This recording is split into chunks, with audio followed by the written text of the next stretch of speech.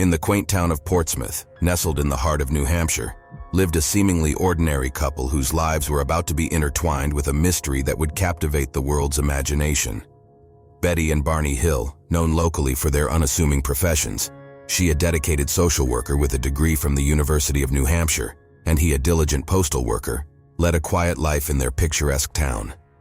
Little did they know that a series of events set in motion during a September night in 1961 would forever alter the course of their lives and leave an indelible mark on the field of UFO research. It was a regular evening when Betty and Barney decided to drive back home from a trip to Montreal, Canada. The stars twinkled in the dark sky as they headed down the road, but what happened next was far from ordinary. As they drove through the serene white mountains of New Hampshire, they saw lights in the sky that were unlike anything they had ever seen before. These lights were not like the ones from airplanes or street lamps.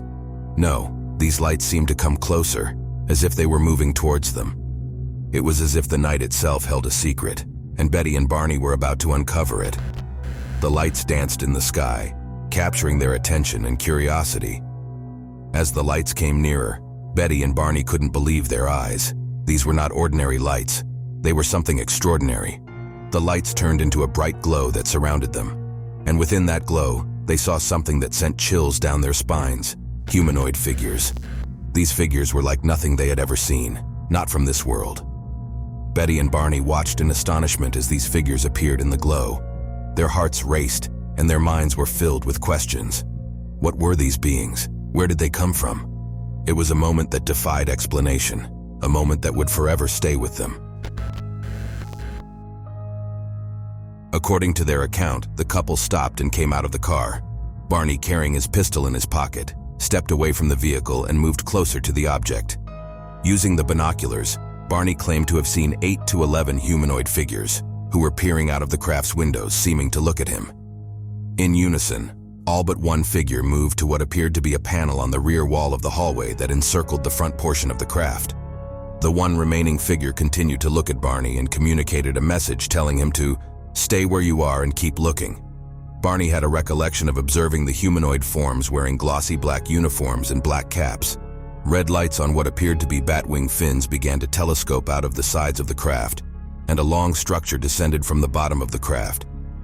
The silent craft approached to what Barney estimated was within 50 to 80 feet overhead and 300 feet away from him. On October 21, 1961, Barney reported to National Investigations Committee on Aerial Phenomena investigator Walter Webb that the beings were somehow not human. But here's where it gets even crazier. After this close encounter, they couldn't remember a thing about the next 2 hours. It's like their memory just went blank. They were left scratching their heads, trying to piece together what had happened during that time. Now, when they got back to their hometown, Portsmouth, Betty insisted their luggage be kept near the back door, rather than in the main part of the house. Their watches would never work again. Barney said that the leather strap for the binoculars was torn, though he could not recall it tearing. The toes of his best dress shoes were scraped. Barney says he was compelled to examine his genitals in the bathroom, though he found nothing unusual. They took long showers to remove possible contamination, and each drew a picture of what they had observed. Perplexed, the Hills say they tried to reconstruct the chronology of events as they witnessed the UFO and drove home. But immediately after they heard the buzzing sounds, their memories became incomplete and fragmented. After sleeping for a few hours, Betty awoke and placed the shoes and clothing she had worn during the drive into her closet, observing that the dress was torn at the hem, zipper, and lining. Later, when she retrieved the items from her closet, she noted a pinkish powder on her dress. She hung the dress on her clothesline and the pink powder blew away, but the dress was irreparably damaged. She threw it away but then changed her mind, retrieved the dress and hung it in her closet. Over the years, 5 laboratories have conducted chemical and forensic analyses on the dress. There were shiny concentric circles on their car's trunk that had not been there the previous day. Betty and Barney experimented with a compass, noting that when they moved it close to the spots, the needle would whirl rapidly. But when they moved it a few inches away from the shiny spots, it would drop down. 10 days after the alleged UFO encounter, Betty began having a series of vivid dreams, which continued for 5 successive nights. She stated that she experienced them with a degree of detail and intensity that she had never had before. After the 5th night, they stopped and never recurred. though they occupied her thoughts during the day. When she mentioned them to Barney, he was sympathetic, but not too concerned, and the matter was dropped. Betty did not mention them to Barney again. In November 1961, Betty began writing down the details of her dreams. In one dream, she and Barney encountered a roadblock and men who surrounded their car. She lost consciousness but struggled to regain it. Then she realized that she was being forced by two small men to walk in a forest at night, and of seeing Barney walking behind her, though when she called to him, he seemed to be in a trance or sleepwalking. The men stood about 5 feet to 5 feet 4 inches tall and wore matching blue uniforms, with caps similar to those worn by military cadets. They appeared nearly human, with black hair, dark eyes, prominent noses, and bluish lips. Their skin was a grayish color.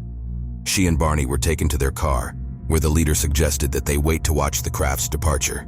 They did so, and then resumed their drive home. In the aftermath of their enigmatic experience, Betty and Barney Hill found themselves grappling with questions that defied conventional explanation. It was on November 23, 1962, that they took a pivotal step toward unraveling the mysteries of their encounter. Attending a meeting at their church's parsonage, where Captain Ben H. Sweat of the United States Air Force was speaking, the Hills seized the opportunity to privately share their remarkable account with him. Their fascination with hypnosis led them to inquire about recovering their fragmented memories of what had transpired. Captain Sweat, intrigued by the concept of missing time, declined to hypnotize them himself, urging caution against turning to amateur hypnotists. Enter Benjamin Simon, who was a Boston-based psychiatrist, famous for hypnotizing Barney and Betty Hill, who in 1961 claimed to be abducted by aliens. In these hypnotic trances, the pieces of their encounter began to unfold. Barney's recollections. Under hypnosis, Barney Hill's narrative took shape. He recounted how the strap of his binoculars snapped as he fled from the UFO to his car. His memory continued with him driving away from the scene, only to feel an inexplicable compulsion to veer off the road and venture into the woods. There he encountered 6 figures standing on a dirt road. As the car stalled, 3 of the figures approached, their presence emitting both anxiety and reassurance. Despite his unease, Barney found himself complying when the leader instructed him to close his eyes.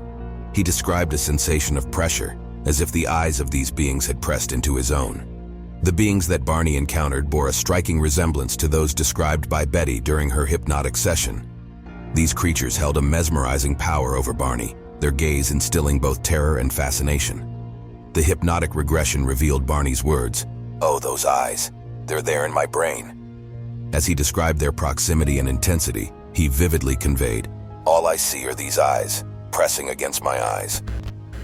Betty's own hypnotic sessions painted a picture that aligned with her prior dreams of the UFO abduction, yet distinct nuances emerged, detailing her capture and release, the craft's technology, and the physical appearance of the short beings. Despite these differences, the hypnotic testimonies of both Barney and Betty remained remarkably consistent, lending credence to the authenticity of their accounts. Upon the conclusion of these hypnotic sessions, Simon, the experienced hypnotist, reached an intriguing conclusion. He penned an article for the journal Psychiatric Opinion, categorizing the case as a unique psychological aberration.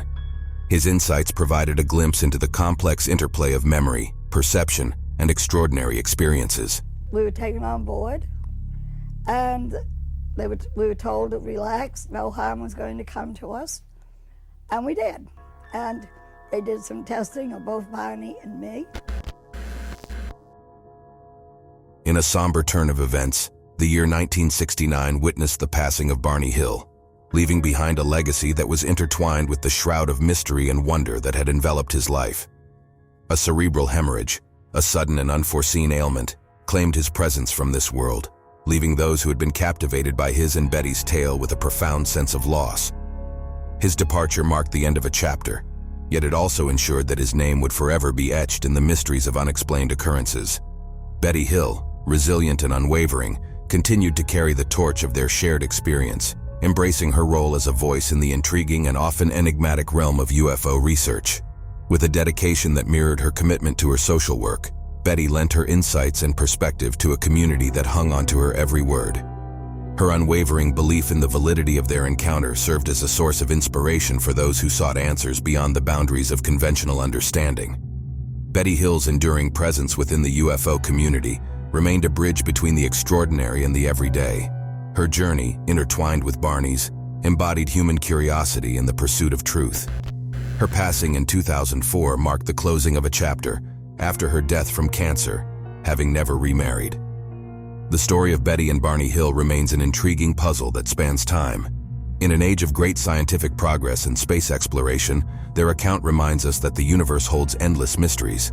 Reflecting on that significant night and its aftermath, we confront many unanswered questions that prompt us to ponder the very fabric of reality itself. The events of that September evening encourage us to stretch the limits of human comprehension and consider the intriguing possibilities beyond our current grasp. Regardless of our stance, skeptical or open-minded, the narrative of Betty and Barney Hill urges us to venture into the cosmos and question our role within it. So my friends, I thank you again for joining me today, and please don't forget to hit that subscribe button and like button. It helps me make more of these videos. And until next time, remember to always seek the truth.